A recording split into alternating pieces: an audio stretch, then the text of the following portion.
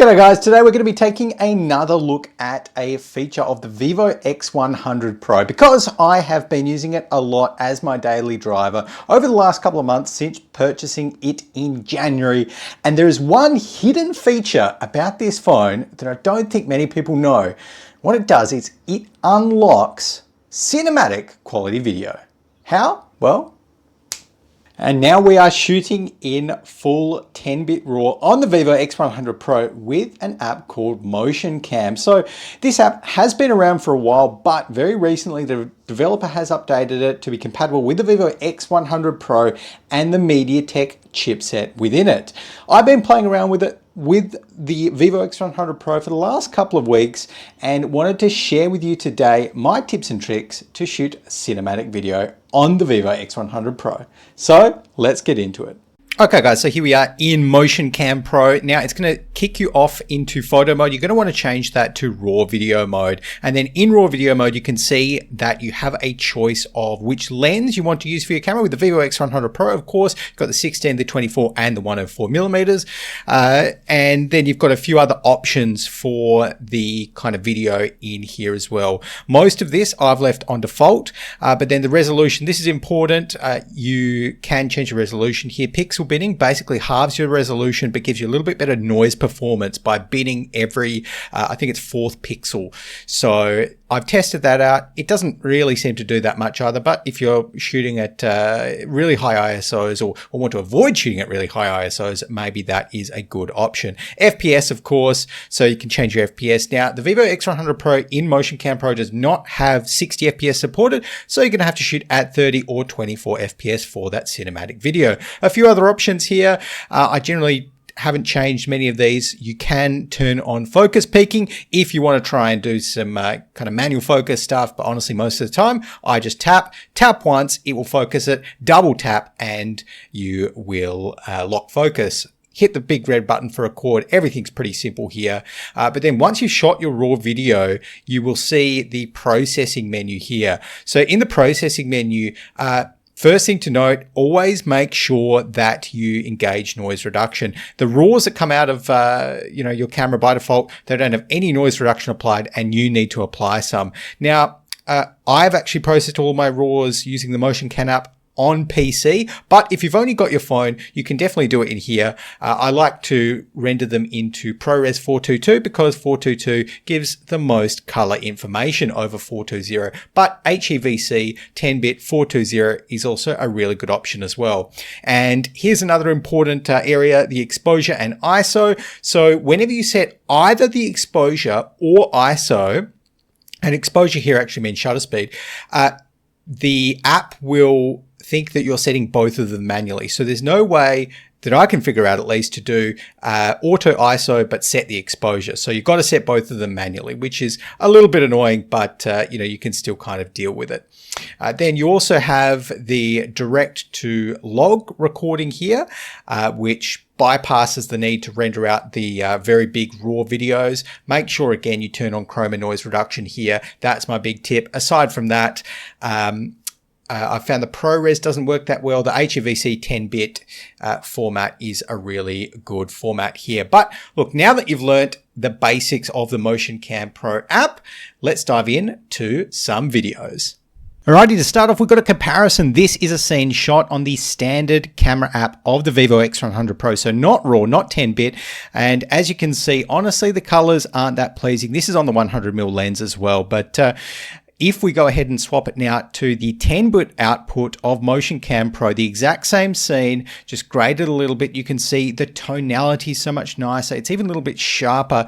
There's actually blacks, there's contrast to the shadows, and it is a really good example of what 10-bit RAW on the Vivo X100 Pro can do. So guys, next up, we've just got a bunch of footage. This I've taken over the last couple of weeks, and I thought what better way to showcase raw video in the Vivo X100 Pro than just play it all out. So here you go. Here is about 5 minutes of raw footage straight from the Vivo X100 Pro.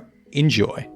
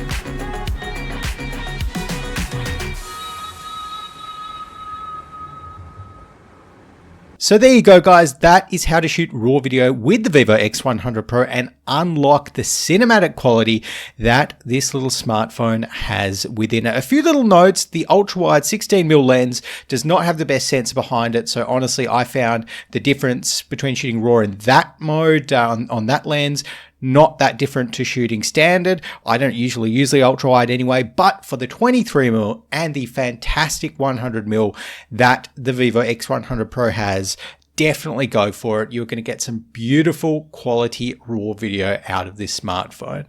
But guys, let me know, how do you use your smartphones or cameras? And did this video look kind of high quality to you? Could you pick that it was shot from a smartphone? Let me know down in the comments below. But thank you very much for watching. Remember, we've got some more Soviet lens reviews content coming up shortly as well, so make sure to subscribe for that. But until the next time, thanks for watching, and I'll see you then.